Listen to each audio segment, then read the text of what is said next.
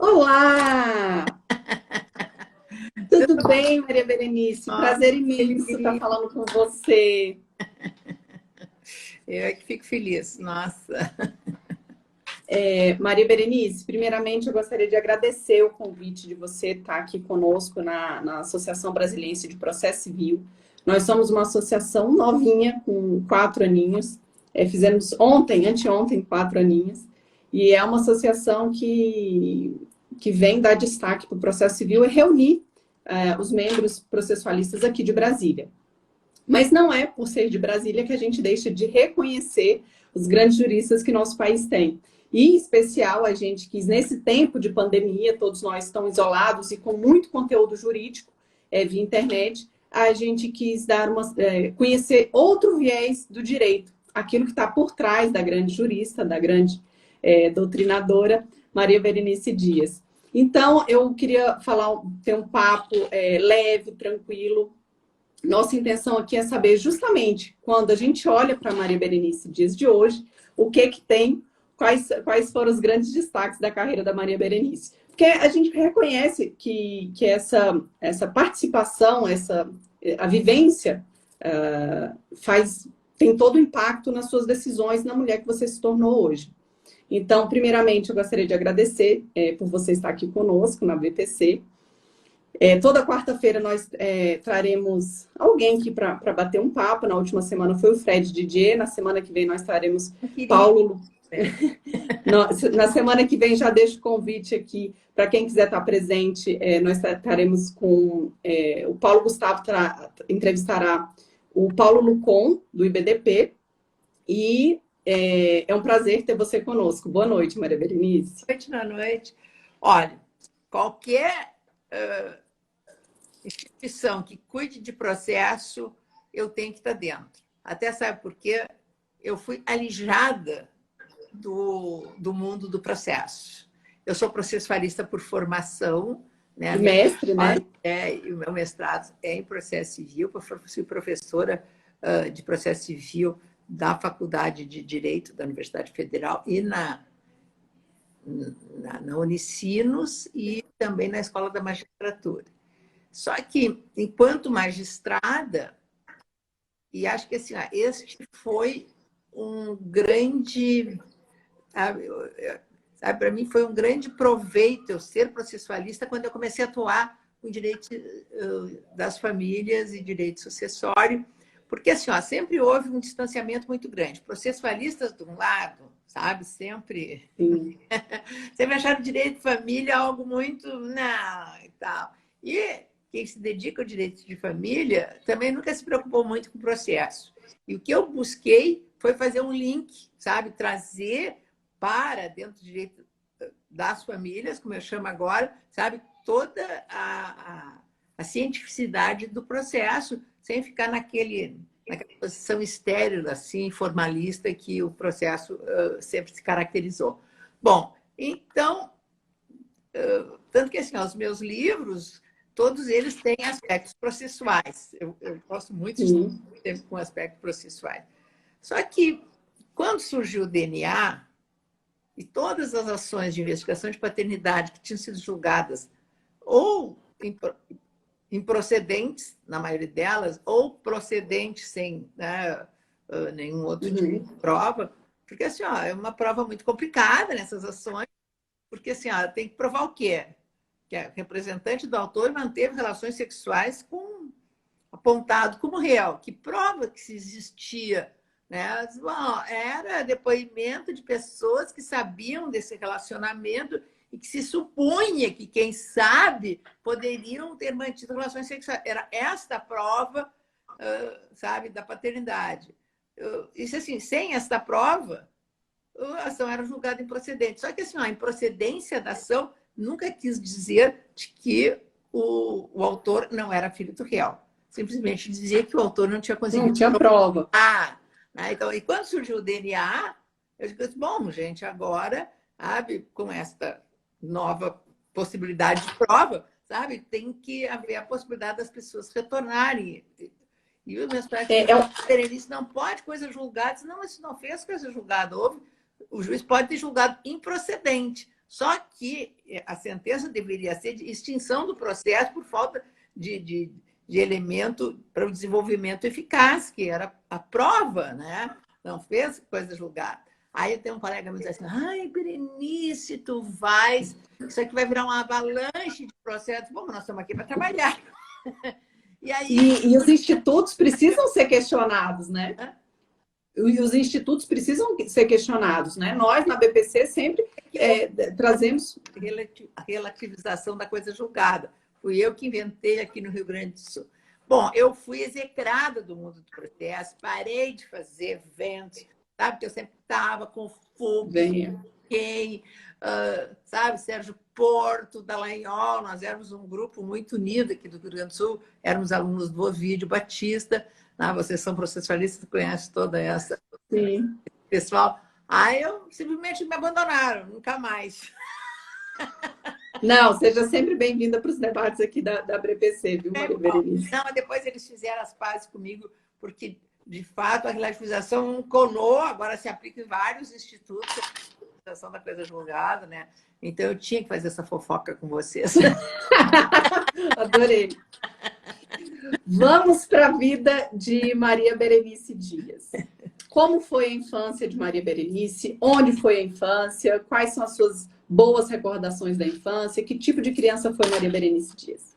Olha, eu venho de uma família de 5 irmãos, né? Filha do meio. O meu pai era juiz, também foi desembargador. O meu avô também foi. E assim, ó, eu tinha em casa 2 modelos. Da minha mãe, cuidando de 5 filhos, do lar, expressão terrível. Aí meu pai, um homem, sabe, aficionado porque ele fazia. Bom, e eu escolhi o modelo que eu queria saber era aquele, era do meu pai. Eu disse, não. E resolvi fazer direito. Meu pai ficou muito emocionado, porque os 5 filhos dele, ele que influenciou, então, era eu porque eu queria ser juiz. E, infelizmente, acho que esse é o pior momento que acho que eu passei na minha vida, foi quando meu pai morreu 6 meses antes de eu me formar. Mas ele sempre, depois que eu fiquei sabendo, ele sempre acalentou o sonho da filha ser a primeira juíza. E assim, ó, era uma discriminação péssima, péssima, no Rio Grande do Sul, e, bom, em todo o sul do país, só no norte é que tinha juízas, porque lá o salário era tão baixo que os homens não faziam concurso. E eles recusavam de homologar a inscrição de todas as mulheres. Então, cada vez que isso era discutido no pleno... E era identificado, né? Se era homem, se era mulher, naquela época. Sim, até as provas. Mas as mulheres não chegavam a fazer a prova. Eles não homologavam o pedido de inscrição das mulheres no concurso de uma maneira antecipada, poder absolutamente discricionário, sem dar explicação. E, historicamente, sempre recusaram. Aí eu disse, não, mas a mim eles não vão poder recusar. Então, assim, ó, eu comecei a trabalhar no tribunal. Eu estava no primeiro ano da faculdade, meu pai ficou furioso, porque disse que filha dele não precisava trabalhar. E eu disse, não, mas eu quero que eles me conheçam, sabe, como profissional, e não só como uma filha do César Dias, sabe, que eles conheciam de menino. E eu me fiz me tornar quase indispensável dentro do tribunal. Comecei como datilógrafo e acabei como assessora do presidente do concurso. E dando aula na universidade.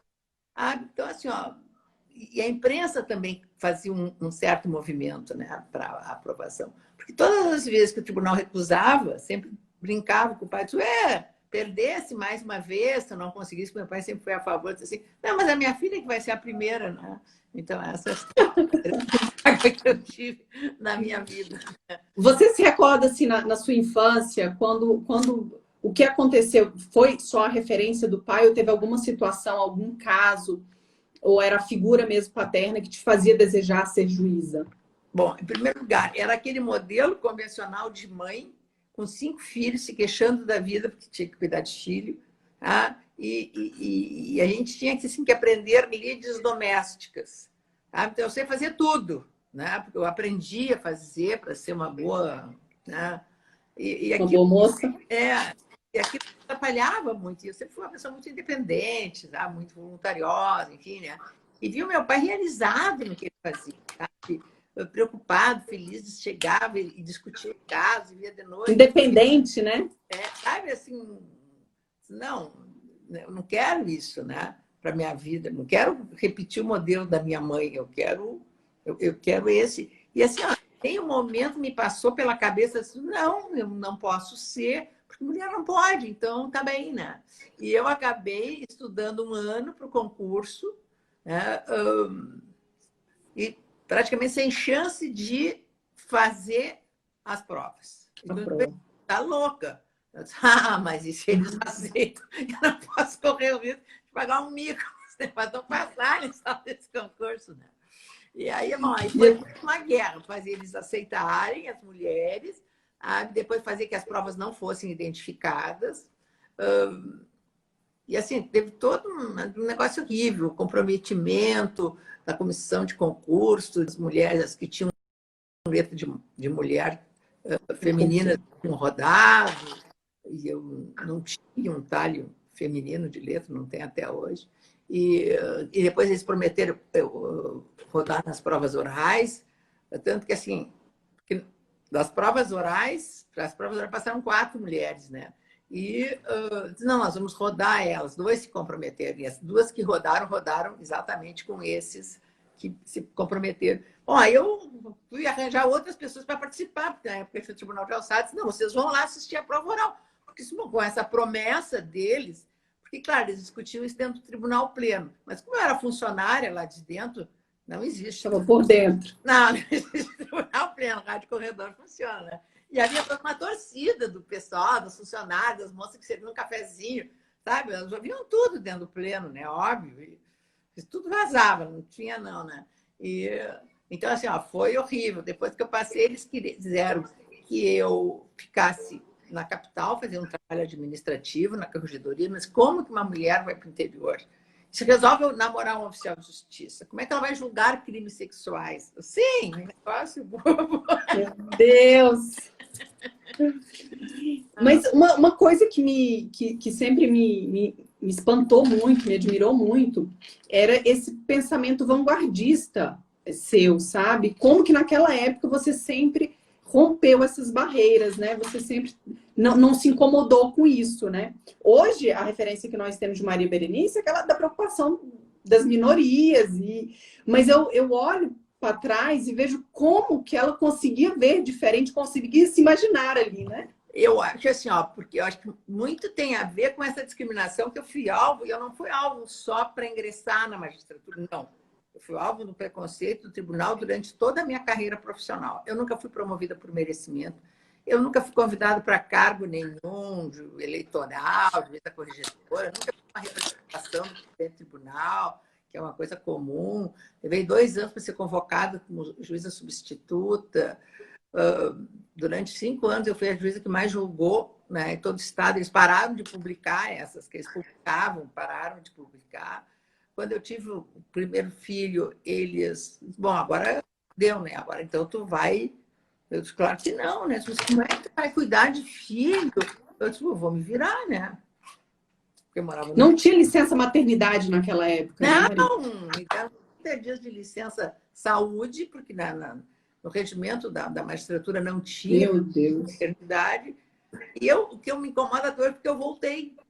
Eu devia ter me rebelado, mas, sabe, na época, assim, era aquela coisa tão grande em cima de mim, sabe? Parece assim. E assim, eu precisava muito mostrar que a mulher podia fazer. Então, eu acabava me adaptando a essas coisas. Não, eu tenho que mostrar que O isso... desafio dessa época era de que você não voltasse. Vai lá e não volte, porque agora você é mãe. Então, você teve que aceitar e voltar com 30 dias para provar. Foi o boato que correu, né? E assim, ó, quando eu fui promovida para o tribunal, por antiguidade, né? Por antiguidade. Eram 21 votantes, né? O órgão especial, e 7 votaram contrário à minha promoção por antiguidade. Foi a coisa mais inédita no tribunal. E eu fiquei muito incomodada, porque assim, ó, eu não fiquei tão incomodada quando foi lá no começo. Porque no começo eles não sabiam quem eu era, sabe? Era uma insegurança do desconhecido. Bom, mas ali eles me conheciam, sabe? Eu já trabalhava no Alçade, já tinha trabalhado no Alçade, já tinha sido convocada para o tribunal, já estava... Gente, né? E eu saí para a imprensa falando. E eles ficaram muito bravos de ter, sabe? Aí o presidente me chamou e disse, olha, Beatriz, tu não vai falar no teu discurso de posse sobre os 7 votos que tu teve contra. Claro que eu vou falar. Claro que não. Logo ela. Tá, mas os teus colegas estão dizendo que eles não vão na tua posse. Assim. Eu digo, mas tu vai? Não, eu vou. Eu disse, então tá bem, então tu lá para me dar posse, tudo bem. Aliás, eu quero muito que eles não vão. Muito que eles não vão. Porque assim, aí o vídeo vai correr o mundo. Quando tu já autorizasse a televisão para transmitir, que 2 canais pediram, enfim, sabe? Você imaginou tudo vazio, e tu e eu. Sabe? Eu disse, mas eles são muito vaidosos, sabendo que vai estar a televisão lá, eles vão. Quem não vai são esses 7 votos que votaram contra, de fato. E eu ia dizer, e tu vai ver assim, ó, o tribunal vai me receber em pé, aplaudindo, porque assim é que se recebe uma mulher. Disse, não, isso não é da tradição. Disse, bom, mas a tradição muda, né, quando uma mulher, né, entra dentro de uma toga. E, claro, que lá entrou de gente, que eu fiquei muito sensibilizada, que as juízas do interior, que depois começaram a se estudar, elas foram todas para Porto Alegre, vieram todas para assistir a minha posse. Então, estava lotado de gente, amiga minha, de tudo que era canto, enfim. E aí eu... Foi um marco, né? A primeira desembargadora do Rio Grande do Sul foi um marco. Até hoje foi assim, a posse mais, mais fantástica que já aconteceu. E aí, claro, que um monte de gente, eu disse para minhas amigas, olha, vocês vão todos, lotem lá, vão, a partir das 10 da manhã, levam um sanduíche. E para quando eu entrar, pegar a primeira fila, quando eu entrar, bom, vocês levantem e começam a bater palma, porque isso vai fazer, sabe, faz aquele efeito manada. Dito e feito. Todo mundo levantou. Eles tiveram que levantar e me aplaudir, né? Quando eu entrei. Então, foi algo assim sensacional. Uma semana depois, tomou posse o meu ex-marido, que já era ex, né, o pai dos meus 3 filhos, e como desembargador. Aí eu já estava lá togada e tal. Aí, quando ele entrou, claro que não teve nada disso na posse dele, mas eu fui a primeira pessoa que eu levantei e comecei a bater palma. Sabe? Olha, durante anos eu puxava as palmas, cada vez que uma posse lá eu levantava, daí os outros levantavam. Agora diz que todo mundo já levanta ao natural, então criei uma regra nova. Com o tempo vai aquecendo o coração, vai aquecendo os rituais, né? Tornando a situação mais carinhosa até mesmo, né? Né? E um dia o presidente me chamou e disse, os teus colegas estão reclamando porque tu bota esses charpes muito coloridas em cima da toga, tu está desvirtuando a toga. Porque eu sempre dizia roupa colorida embaixo, claro, naquele... uns 60 e tantos homens, só eu de mulheres, não, tem que mostrar ali que, né? Então, azul marinho, preto e branco, eu nunca usava, mas eu sempre tinha. E no inverno usava aquelas encharpes e tal. Eu disse, olha, eu não estou desvirtuando nada, porque a toga não é mais a mesma depois que uma mulher entrou dentro dela. Então, eu vou continuar usando as minhas encharpes. Fantástico. Mal sabiam eles.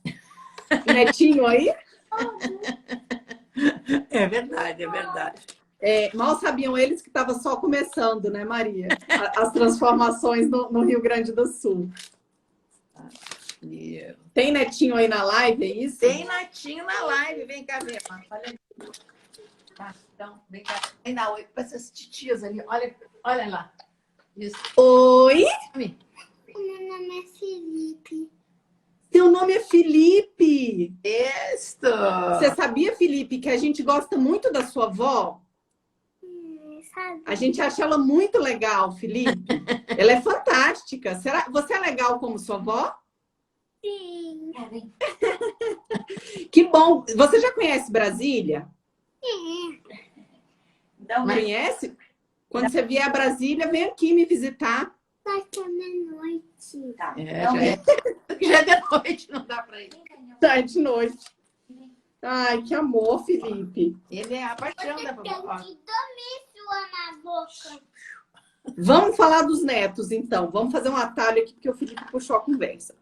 Maria Berenice tem 3 filhos. 3 filhos. Vamos falar dos filhos. Quase 3 netos. 2 netos e meio, tá a caminho.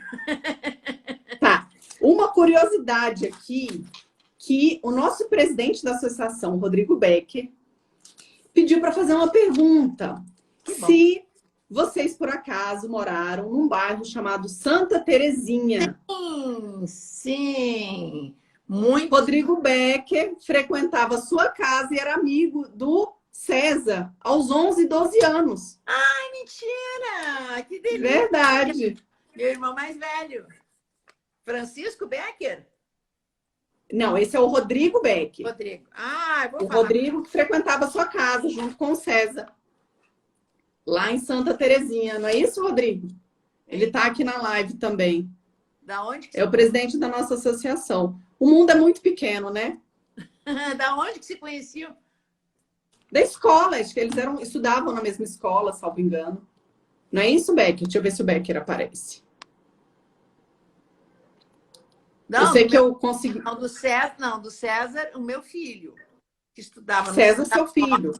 Isso, e depois estudava no... É que eu tenho um irmão, César, né? Ah, tá. Filho César, que estudou primeiro no Santa Rosa de Lima, em Ressonça, tá? Então, deve conhecer também as irmãs dele, a Suzane. Conhece. Ele falou assim, será que era esse César? Aí eu consegui umas imagens, aí ele é esse mesmo. Então. Quadro, parece pequenininho, ficava meia quadra aqui de casa, né? Então... Berenice, me fala como é que foi ser mãe na magistratura, enfrentando e liderando tantas bandeiras. Hoje, eu já imagino que ser mãe com a jornada de trabalho, com as responsabilidades que nós temos, já é muito difícil. Mas eu imagino aquela época. Como é que foi isso? Como é que fica a culpa? Como é que... Eu estava no interior, sozinha. Na época não tinha creche, não tinha essas coisas, não tinha ninguém.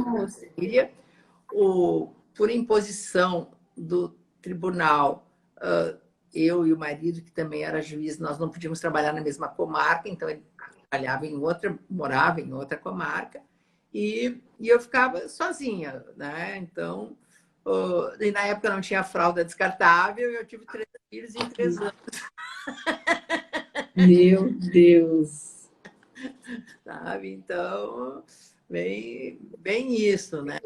E o pai dos crianças só vinha no final de semana para casa, porque sempre tinha muito serviço e tal, sempre eram 100 quilômetros. Mas como é que se fazia? Você levava os processos para casa, levava as crianças para o tribunal? Como é que era essa loucura? Eu sempre de manhã, sempre trabalhei em casa, né? Os processos sempre em casa, enfim. E eles meio que se acostumavam assim, a ficar sentadinhos perto, sabe? Eu sempre tinha só empregada, e ela meio que tomava conta e tal, e eu ia sempre de tarde por fora, ela ficava com os filhos. Mas às 6 horas passava o último ônibus para ela ir para casa. Então, se eu chegasse um pouquinho depois das 6 da tarde, porque a audiência a gente não tem memória de prever, né? Eu tinha que pegar, botar os 3 filhos dentro do carro, levar ela lá do outro lado da cidade, voltava. Aí eu dava banho, eu fazia 17 mamadeiras, eu botava eles para dormir. E quando eu botava eles na cama, eu dizia assim, ai, amanhã eles vão estar um pouquinho maior. Cresce. Ai, que fantástico. Eu pulei aqui uma fase da Maria Berenice na faculdade. Como você relatou, você já trabalhava, né? Já estava ali nos corredores do tribunal. Mas desde o início da faculdade, você já se preparava para a magistratura? Sim. Se preparava, sim.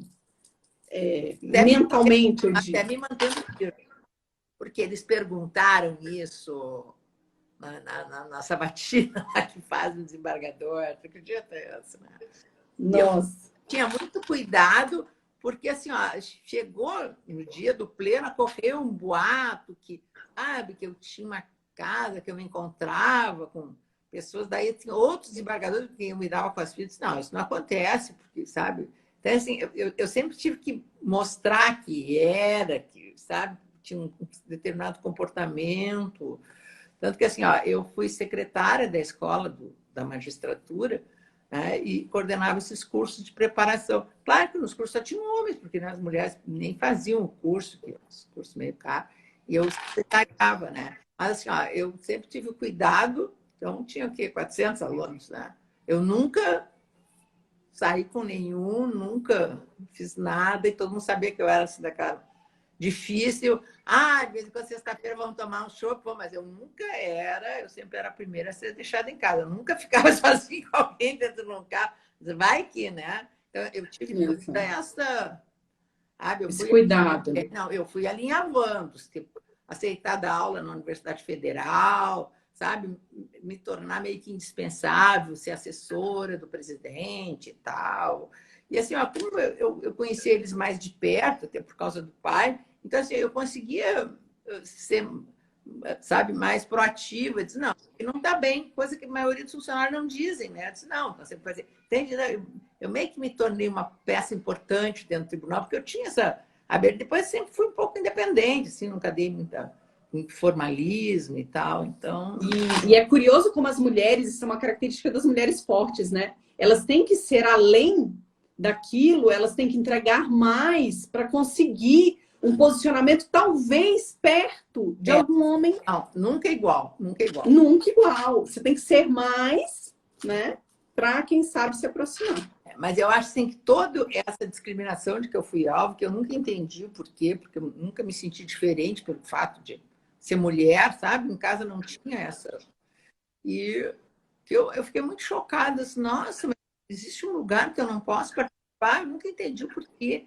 E sabe, toda essa discriminação que eu fui alvo, isso foi me deixando desconfortável. E aí, assim, quando eu entrei, eu disse, não, mas essa discriminação não é só da mulher, é da mulher como ela é julgada, né? Como a lei tratava as mulheres, né? Então, eu comecei a envolver muito com o direito de família. Eu disse, não, nós temos que mudar aí. Aí, sabe, muitas dessas loucuradas, assim, eu que inventei novas e tal. Sempre tudo uma coisa, né? E assim, ó, então, essas uniões extramatrimoniais, eu disse, não, gente, isso é uma família. Aí, lá pelas 40, me dei conta, mas as uniões de pessoas do mesmo sexo não estão aqui dentro. Como assim? Não são uma família? Não, são uma família. E eu comecei todo um movimento para que se atribuísse efeitos políticos como uma entidade familiar às pessoas do mesmo sexo. Aí criei esse neologismo, né, uma festividade que colou, né, disse, bom, família de afeto, eu até acabei ajudando, sendo fundadora do Instituto do IBDFAN, né, que mudou esse conceito de família, por isso que eu falei das famílias, esse conceito plural, né, que acabou sendo albergado na Constituição da República. Bom, se família é uma relação de afeto, e se esses vínculos não são da ordem da sexualidade, eles são também da ordem da idade, porque eu sempre digo, num relacionamento, sempre as pessoas, sabe, praticam muito mais afeto do que sexo, não é? Quantas horas de sexo por dia? Muito e de afeto, exatamente. O espaço é muito mais de afeto, sabe, de troca, de companheirismo, de amizade do que sexo. Então, o sexo não é o que marca, né? E como é que eu vou dizer? E foi um termo, assim, às vezes a gente tem que mudar as palavras para mudar um pouco o conceito. É que nem o negócio de carro de segunda mão, né? Que era, sabe, o carro usado. Agora se chama seminovo. O carro é o mesmo, mas o nome mudou. O nome mudou. Mas o curioso é que depois que você compreende o sentido da palavra homossexualidade e compreende a homoafetividade, eu não consigo nem falar mais homossexualidade, né? Porque você compreende a relação estritamente de afeto, aquilo ali é afeto, né? É fantástico essa... E eu não consigo imaginar hoje nós vivermos sem essa nomenclatura, que é da Maria Berenice, né? Muito fantástico. E da mesma forma o direito das famílias também.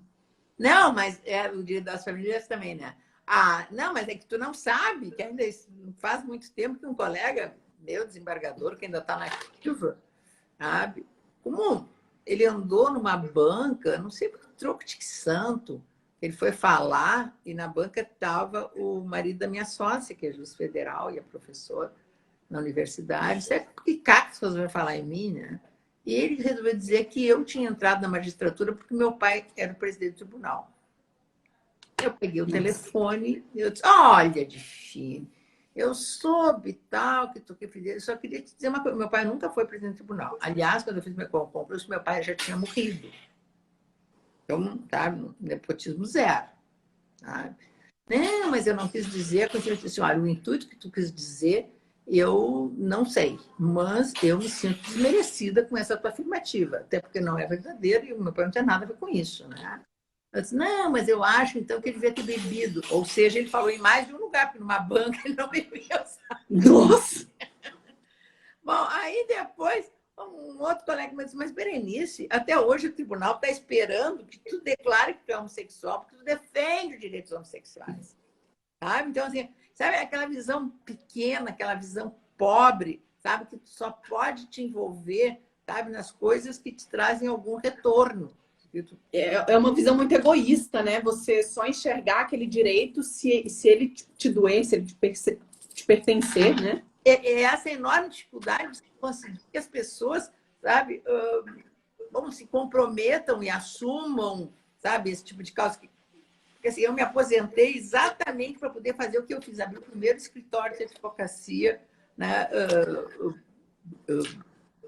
escrevendo direito homoafetivo. Eram muito poucas essas causas, não, tem que divulgar isso mais e tal. Então, abri, botei na placa do escritório, botei no cartão de visita. Pois é, Maria Berenice, eu tenho uma sensação, e eu agradeço imensamente a oportunidade de estar aqui, porque quando a gente olha para a carreira de Maria Berenice, ela sempre quis ser magistrada. Ela foi juíza, ela foi desembargadora e, de repente, ela larga tudo para a advocacia. A sensação que eu tenho é que você abriu mão do seu sonho para lutar pelo direito do outro, porque você percebia a deficiência e a necessidade de militância da advocacia, né? Você preparou o tribunal e, de repente, você vem para o lado de cá nos auxiliar. Me fala como que foi essa transição de sair da magistratura e passar para o lado de cá? É assim, ó, a minha expectativa era de que, bom, aqui dentro do tribunal, porque aqui no Rio Grande do Sul nós temos uma câmara especializada a câmaras especializadas e duas especialidades de direito de família. Eu disse, bom, se eu consegue ir construindo uma jurisprudência, sabe, que acabe se consolidando de tal maneira que vai acabar pressionando o legislador a legislar. Mas assim, eu comecei a ver que não tinha esse número de causas grandes e as ações eram muito mal conduzidas, sabe? Às vezes, assim, uma vez entrou um advogado com um cliente e disse, ai, doutora, eu não acredito que a senhora não reconheceu a minha união que eu tinha com fulano. Eu disse, ai, meu Deus, será que passei nessa? Aí eu mandei buscar o processo. Aí eu cheguei e disse, olha, tem uma página alegando que vivia com alguém e tal, que já tinha morrido, sem nada dentro de prova. Não dá para julgar mesmo a favor, isso na bochecha do advogado, né? Eu disse, olha, não é assim que se prova. Se fosse heterossexual, também não era reconhecido, né? E aí até construído, olha, tanto nas uniões homoafetivas, esta publicidade ela tem que ser um pouco relativizada. Que é uma convivência pública contínua durante... Não, a publicidade não dá para exigir a mesma. Fotos, até surgir as selfies, não, sabe? Não tinha como se exigir isso, né? Então... Mas você teve a sensação de abrir mão de um sonho para militar pela advocacia? Não, acho que foi a continuidade do sonho de fazer a diferença, sabe? Construir alguma coisa. Eu acho que eu fiz muita coisa na magistratura, às vezes, bom, aqui eu não consigo mais fazer nada, né?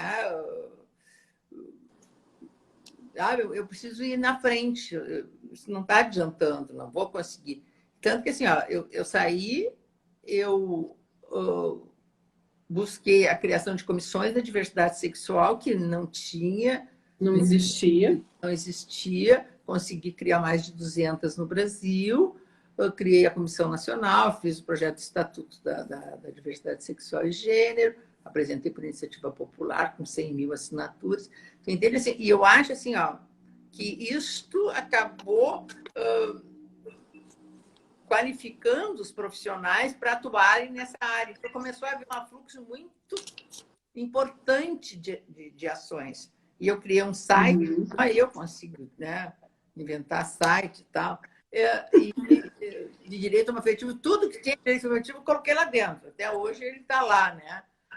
sabe? Então, assim, ó, É o www.mariaberenicedias.com.br, né? esse é o meu pessoal, é o direito homoafetivo. Ah, o site é o Direito Homoafetivo, porque eu vi que no seu tem muita informação também. É fantástico. Não, mas com relação aos direitos homossexuais, eu só tenho este site, fora o site do escritório, que é MBD. Uhum. Conhece alguém que tem 3 sites? Não. Não, né? Não. Eu tinha tudo que era do Estatuto, mas agora com o Estatuto já está no nosso Congresso Nacional. Quem sabe aí vocês conseguem dar mais uma tocadinha, né? Precisava muito dar um empurrão lá. Vamos nos mobilizar aqui, Maria Berenice. Sim. Vamos nos Porque assim, unir. eu acho assim, essa é uma responsabilidade nossa. Nós que trabalhamos com direito, sabe? Nós que entramos numa faculdade, sabe? Somos nós que temos que fazer alguma coisa. Porque assim, ó, o que sempre aconteceu é uma coisa que eu percebi muito, né? O segmento LGBTI nunca teve voz, sabe? A voz deles sempre foi ridicularizada, eles nunca foram ouvidos. Sabe?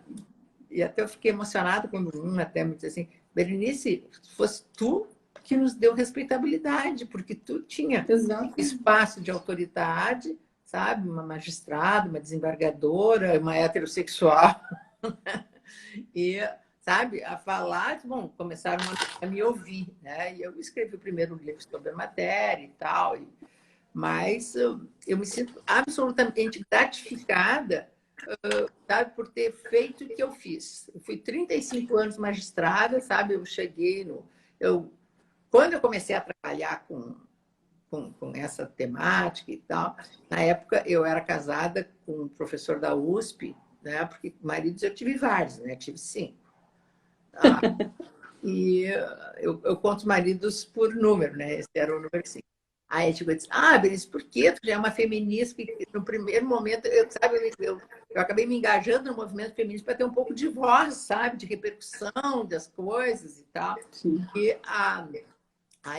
ele chegou e disse, Berenice, tu esquece, sabe, tu ir para o STJ, porque com essa bandeira tu não vai conseguir entrar lá.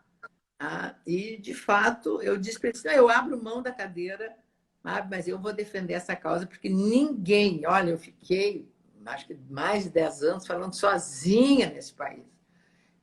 Ninguém, sabe, às vezes apoiava, não dava cara, ia fazer palestra, ninguém aceitava fazer palestra, não aceitava ouvir palestra, então, quando eu tinha que fazer, sempre tinha que fazer virtual junto, porque as pessoas não queriam aparecer e tal. E eu abro mão. E quando eu me candidatei, né, embargador, eu me candidatei para uma vaga no STJ, e a gente tem todo um ritual no meio, né? A gente tem que ir lá visitar os ministros todos, eu levava o meu currículo para eles, e também levei um livro, o Manual das Famílias, que é o mais, para todos eles, para conhecerem um pouco do meu trabalho. O que eu fiquei muito lisonjada é que todos eles me conheciam. Eu não conhecia metade. A Carol Caputo comentou que é verdade. Vai fazer sustentação oral, né? Mas na época não. Mas assim, acho que 5 ou 6 ou mais, dizem, não, mas as suas ideias são muito de vanguarda, não, a senhora não pode entrar aqui, a senhora vai fazer uma revolução. E o que mais me incomodou é que 10 disseram que iam votar em mim. Cada um tem direito a 3 votos. E eu tive 6 votos. Olha, porque eu não pedi para ninguém votar. Eu fui lá e coloquei meu nome à disposição. Foi se apresentar. Sim, não perguntei para ninguém, não pedi para ninguém votar em mim. Óbvio que eu não ia perguntar. Então, por que veio dizer isso, sabe? Não, Maria Berenice, a Carol Caputo comentou que é verdade. Quem perdeu foi o STJ, né? Nós continuamos aqui, não tenho dúvida disso. Eu tenho uma curiosidade. Você, por ter sempre trabalhado, tanto no tribunal com tantos homens, né? Sendo a primeira desembargadora mulher também, primeira magistrada, você sofreu, além do preconceito, dessas dificuldades, você sofreu algum tipo de assédio? Assim, você vivenciou, você acompanhou isso? Não, comigo, em primeiro lugar, assim, eu sempre mantive um certo distanciamento. Eu sou simpática, sou isso, aquilo, mas, sabe, eu sempre tive, assim, de salto alto, sabe? Então, assim, eu nunca dei imagem a qualquer tipo de, sabe, qualquer coisa, qualquer coisa que eu entendia, fazer que não, sabe? Eu nunca... um sorriso atravessado, absolutamente, por parte nem de advogado, nem de... Isso eu nunca... Eu vejo que você tem uma militância também em relação às minorias que vão muito além dos LGBTQI, Sim. que é também em relação às mulheres, em relação às crianças que estão nos lares, em relação aos idosos, vi recentemente. Primeiro, você é incansável, né? Incansável. E eu queria compreender o que tanto, sabe, como que você consegue ver com tanta diferença isso. Sinceramente, essa é a minha maior admiração que eu tenho pela Maria Berenice, e eu realmente queria sentir como a Maria sente. Não, mas assim, ó, o que eu acho, eu sempre questionei o que está posto, sabe? A lei diz isso, mas será que é isso? Será que é porque todo mundo diz? Será que eu tenho que repetir isso? E assim, ó, até assim, quando eu resolvi escrever, né? E assim, ó, com uma linguagem absolutamente acessível, mas sempre botando e questionando, dizendo assim, ó, a lei diz isso. E assim, ó, foi a dificuldade que eu tive até para... Fui atrás de outros, alguns termos de direito acessório, difícil satanar, né? As pessoas só repetem o que está na lei. Olha, não, é assim. Não, direito de concorrência acessória é assim. Não, gente, isso aqui está mal. Sabe, eu sempre assim, ó, enxergo, não sei até pelo viés de vida, eu enxergo aquela norma eventualmente sendo aplicada. Não, isso aí não vai funcionar. Não, isso aí está mal. Você entende? Assim, sempre questionando, será que é assim? Será que é? Então, assim, eu sempre fui, tanto que eu não gosto de dar aula. Que aula que, olha, tá no casamento, tem religioso, eu detesto fazer isso. Eu dei um tempo, dei aula de processo civil, mas de direito de família eu não aceito dar aula. Eu gosto de fazer palestra sobre um tema, né, instigante, assim, que eu...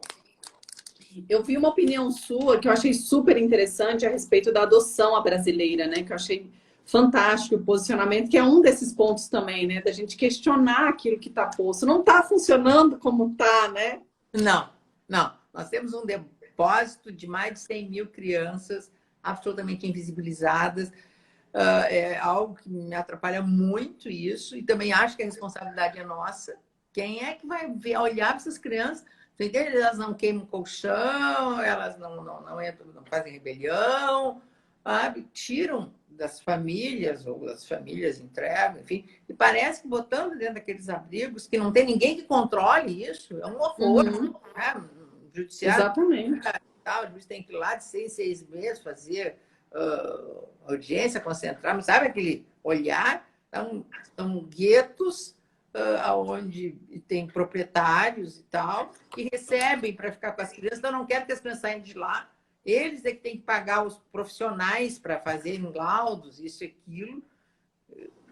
E não se exige nenhuma qualificação dessas pessoas, sabe? A coisa não anda. O Ministério Público também não toma conta, ninguém toma conta. Uns são do Estado, outro do município. Tem uma questão de política muito grande, um dá dinheiro, outro não dá dinheiro, um bota, outro não bota. Então, assim, ó, é um horror, né? Um horror.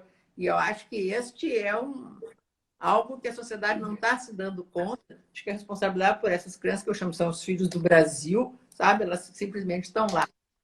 Mas exatamente. Eu conheci uma fala. Eu conheci uma fala sua também sobre a barriga de aluguel, né? Que se fosse o homem que já estava alugando, ó, faz tempo. Mas tem algum motivo de tu fazer uma atividade para o outro, 9 meses, carregar um filho na barriga, cheio de ai, ai, ai, de ui, ui, ui, sabe? Fazer aquele monte de exames, sujeito a um procedimento com risco de vida, não é? É a mesma coisa, tu quer que alguém faça uma faxina na tua casa, tu paga para ela fazer, né?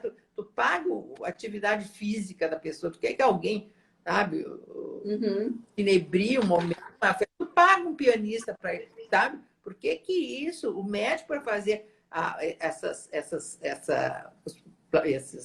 inseminações, eles cobram. Por que a pessoa que vai carregar e tal não pode cobrar? E depois, assim, ó, não adianta dizer que não é pago, porque bom é.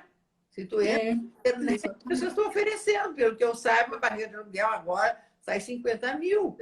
Com 50 mil se consegue. Está lá, as pessoas escancaradas, enfim, né? sabe? Então, é a mesma coisa que entregar o filho para quem tu quer. Que as É mulheres... preciso ter muita coragem, né, para questionar isso, Maria Berenice. Muita coragem. Eu digo assim, gente, as mães têm que poder entregar o filho para eles que eles não querem entregar, eles querem entregar o filho para adoção, não querem entregar para ele ficar depositado num abrigo. Não quer que seja atrás da família, não quer que vá atrás de algum parente. E assim, ó, eu gosto daquele casal que o meu patrão, ou que da mesma igreja, sabe? Deus sabe, acho que vai ser legal, sabe? Eu tenho que ter o direito de... Que é o que acontece, por exemplo, no norte, a juíza de lá, 95% das adoções são assim. Eu não tenho como mandar tirar as crianças antes de ter um conhecimento disso, porque as crianças vão morrer de fome, né? Não tem como ficar.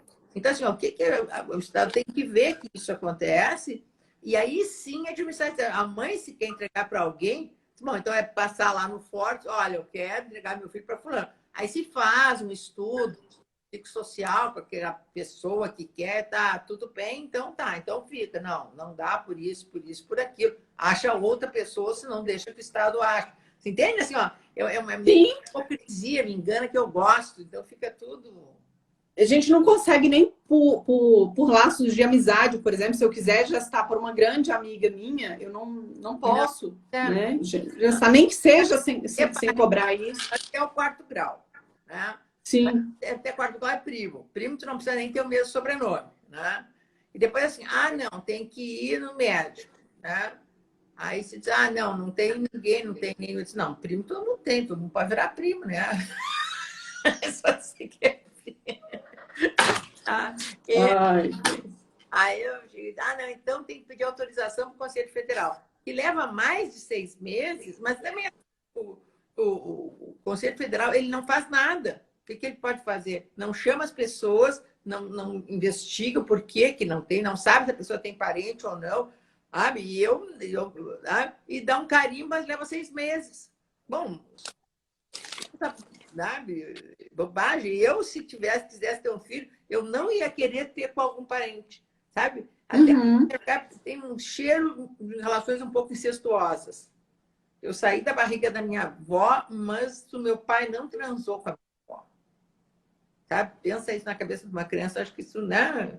E também eu não queria alguém que estivesse, sabe, perto de mim, sabe? Achando que o filho saiu de dentro de mim, tu não pode fazer isso com ele, sabe? Não, eu queria que fosse uma relação, sabe? Tá aqui, faz. E esse raciocínio parte de um reconhecimento da afetividade, da pluralidade de família. O laço sanguíneo, ele já tem um outro valor hoje em dia, né? Você pode ter relações afetivas que vão muito além de irmãos e não serem nem parente, né? A gente não pode ignorar isso, né? E aí eu toco num outro assunto, né? Maria Berenice, que foi casada 5 vezes, esse assunto, inclusive, ofusca por diversas vezes, né? Maria Berenice tenta falar sobre uma homoafetividade e arrasta o assunto para os 5 casamentos, né? Sempre. O Jô Soares foi um horror. Nossa! Eu vi isso. Eu só queria falar disso. O homem tu não ia estar tão preocupado com isso. E aí eu pergunto, Maria Berenice não acredita na instituição do casamento, acredita na independência do amor? Como é que a Maria Berenice olha para o amor, para o casamento e para a união? É que assim, ó, eu acho que é da natureza das pessoas, até um viés muito cultural, né? E a tendência é das pessoas terem pares, né? Eu não sou contra isso. Para mim, há uma sacralização exacerbada da ideia de casamento. Entende? Se a mulher não casa, sobrou, ninguém quis, virou titia. Se o homem não casa, é gay. Então, tá, é algo meio... Então, assim, ó, essa é meio que uma tendência natural. Principalmente as pessoas que querem ter filhos, que também é outra cobrança social, né? Então, assim, eu não sou contra a família solo. Acho que as pessoas têm direito, tanto mulheres quanto homens, de ter filhos, né, sozinhos.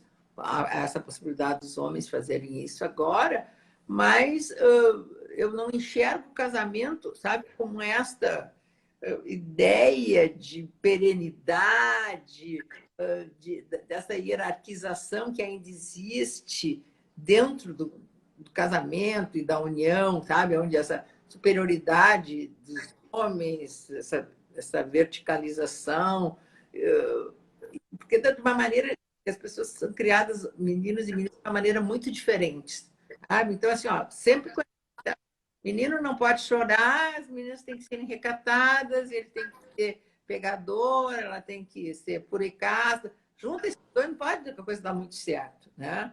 Então, sabe, mas o que eu acho assim, as mulheres precisam ser independentes, por mais que queiram ter filhos, mais que queiram isso, sabe? Eu não enxergo qualquer possibilidade de um relacionamento ser sadio se ambos não tiverem a sua independência econômica. Eu sou muito criticada pelas feministas por causa disso.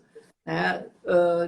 Berenice, mas as mulheres podem ter o direito de não trabalhar e só ser dona de casa, é o sonho delas. Elas podem sonhar, se elas tiverem meio de prover sozinhas a própria subsistência.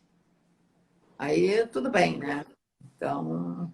E a gente que conhece, principalmente lidando com o direito de família, o lado do direito, a gente percebe quanto é cruel quando acontece a dissolução. Olha, ela optou e agora ela está completamente desamparada. E aí, além da dependência financeira, passa a ter uma dependência emocional, porque ela se vê perdida ali, às vezes com 40 anos de idade, 50 anos de idade, um limbo, que ela simplesmente ficou refém dessa falta de independência dela, né? Mas a justiça está muito perversa. Nossa, agora o STJ resolveu dizer, não, os alimentos das mulheres são sempre transitórios. Gente, o princípio legal é necessidade e possibilidade.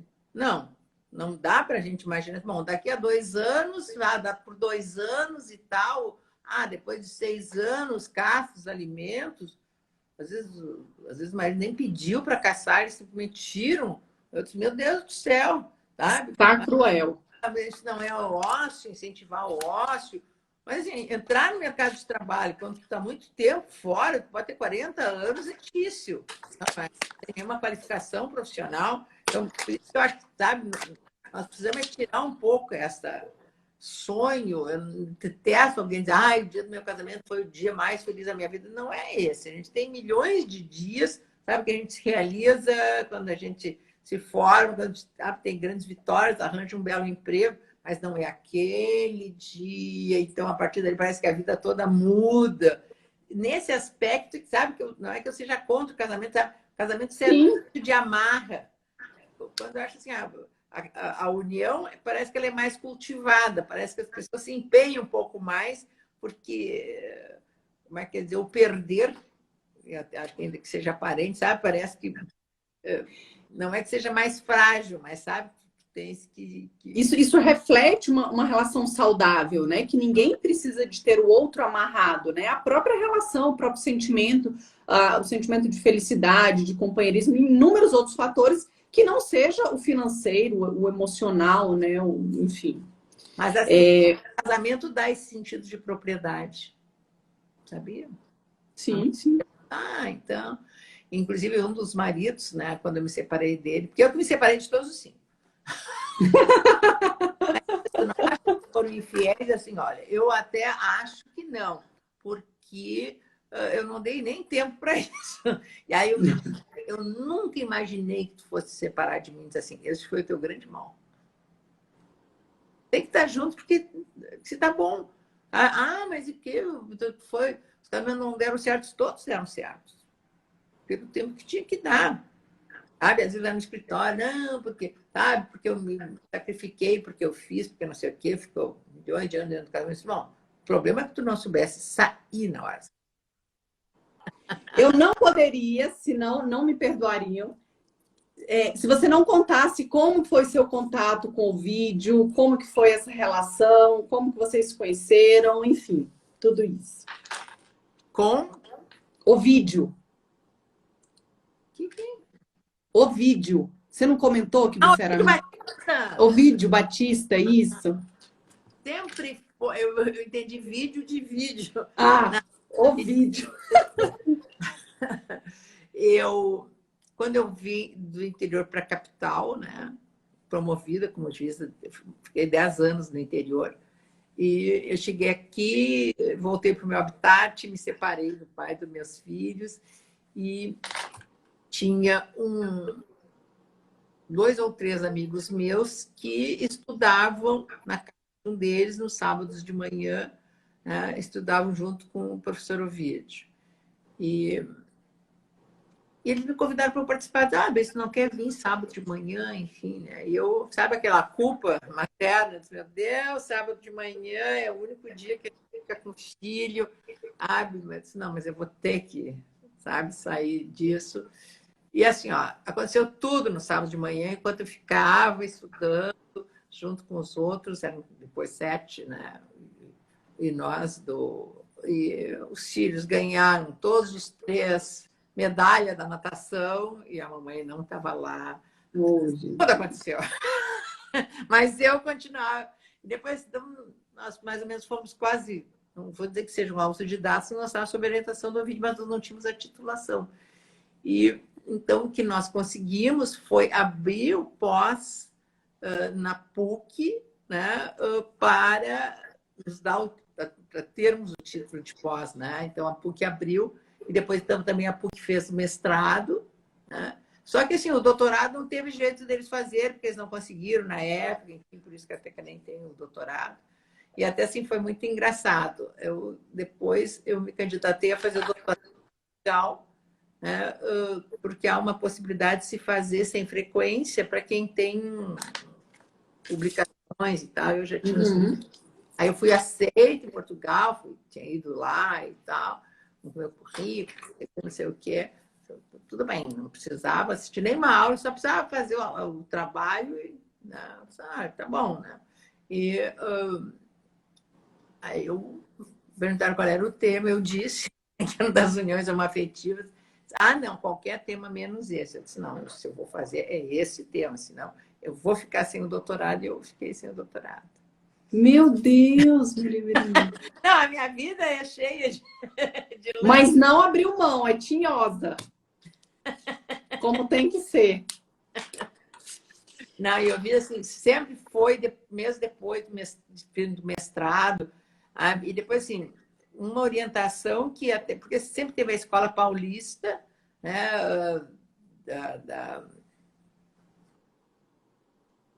sabe, do Dinamarco, da Ada Pellegrini, sabe, que seguiam a história lá do que eu vendo, condições de ação e tal. E eu sempre me filiei à linha do Ovídio, né, que era de Pontes de Miranda, que enxerga essa distinção dos dois planos, né, da relação de direito material e direito processual. Pois eu vou trazer a Maria Berenice de volta para o processo aqui em Brasília, viu? Ainda mais que agora as nossas reuniões estão acontecendo virtualmente. Na sexta-feira nós já temos uma reunião, chama Café com Processo. De manhã a gente discute, é super interessante, de altíssimo nível. Tenho certeza que você vai gostar. E uma pergunta. Quando a Maria Berenice não está trabalhando, ela está cuidando de neto. Não, mas estou sempre atualizando os livros, né? Isso é algo...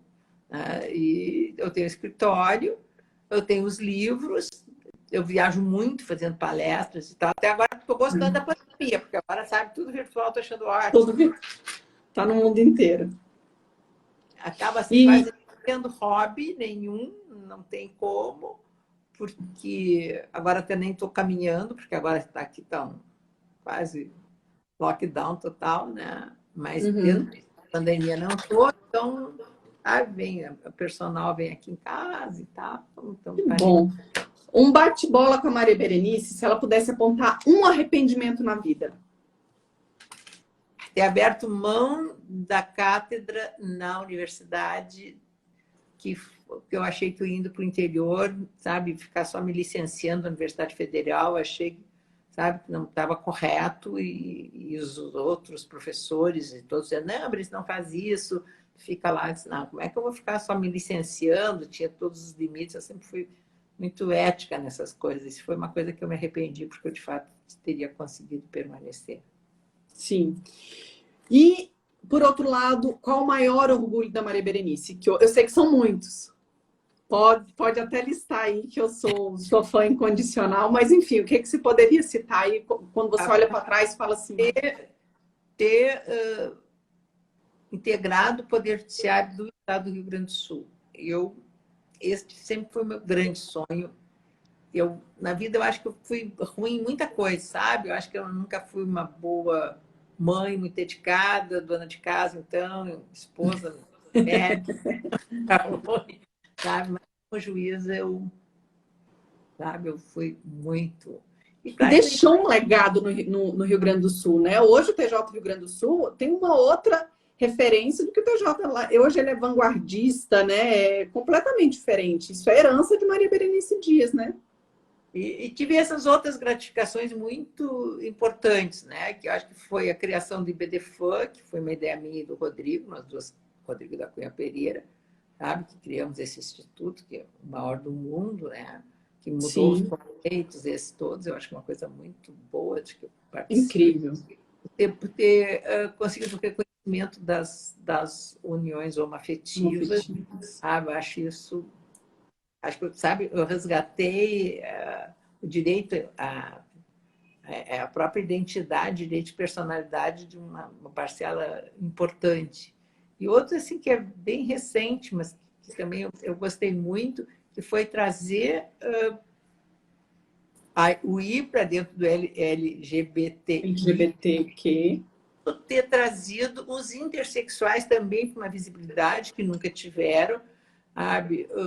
Nunca teve nada, e aí eu resolvi coordenar uma obra, porque eu não queria que ela fosse só do âmbito jurídico, eu queria que ela tivesse também aspectos médicos, psicológicos, sociológicos, em esportes, trabalho, enfim. Agora já está fundadora da ABRAE, a Associação Brasileira Intersexo, e é um tema que se começou a discutir no Brasil, e, sabe, já está havendo-se um movimento, tem essa questão das cirurgias que são feitas absurdas nessas crianças ao nascerem, sem o direito de respeitar o corpo delas, bom, o corpo como é, né? O corpo que eles têm. E enfrentando todas as resistências que são para falar desses assuntos, né? Ninguém quer lidar com isso. Quando eu comecei a falar sobre abuso sexual, né, e eu até usei um termo mais forte, que você que já achei que está um pouco banalizado, então falando sobre incesto, né, e fazendo parâmetro com alienação parental, também é um tema indigesto. Então, as pessoas sempre me perguntam, né, até hoje, né, às vezes tem gente que pergunta assim, a senhora é homossexual? Sim, eu sou lésbica, eu sou negra, eu sou vítima de violência doméstica, eu sou negra, sou todas as minhas bandeiras, eu me identifico com elas, né? Então, eu abraço todos os que um dia não têm voz, não têm vez, foram excluídos da sociedade. Que fantástico. Qual a mensagem que a Maria Berenice quer deixar para os netos? Olha, que eles levem assim a ideia de que a avó era uma pessoa além da sua moldura. Eu acho que na vida a gente tem que ousar ir além do que está posto, sabe? Porque dentro do quadrado, sabe? Que a gente tem que sair fora da moldura para poder enxergar a vida no fundo como ela é. Enquanto a gente estava aguardando sua entrada, uma estudante aqui perguntou qual seria a sua palavra para o estudante de direito que ainda está na academia. O que você poderia dizer para esse estudante? Todo mundo que entra na faculdade de direito é porque não concorda com o que está torto. Então, esse sonho inicial que leva a gente para dentro de uma faculdade, ele tem que acompanhar a vida inteira. A gente não pode perder esse seu sonho, sabe? De fazer alguma coisa, não vai se acomodar. Não, acho que a gente sempre tem que lutar, porque acho que somos nós, da carreira jurídica, atuando, seja no ramo em que for, que conseguimos fazer a diferença neste mundo. E a última pergunta, um sonho ainda a ser realizado da Maria Berenice Dias? Para mim é o dia que eu consegui libertar as crianças que estão depositadas em abrigos. Esse é algo que está me doendo muito, sabe? É uma pauta que eu não consigo vender para a imprensa, não consigo mobilizar a sociedade, há toda uma resistência. Eu fiz um projeto de estatuto da adoção para agilizar. Esta é uma luta Vamos nos unir nessa militância, Maria Berenice. Eu tenho certeza que aos poucos, a gente vai vencendo cada degrau. Muito obrigada. Muito obrigada pelo papo. Foi fantástico conhecer ainda mais. Não sei se todos já conheciam da história da Maria Berenice, mas ainda mais se aproximar um pouquinho dessa história.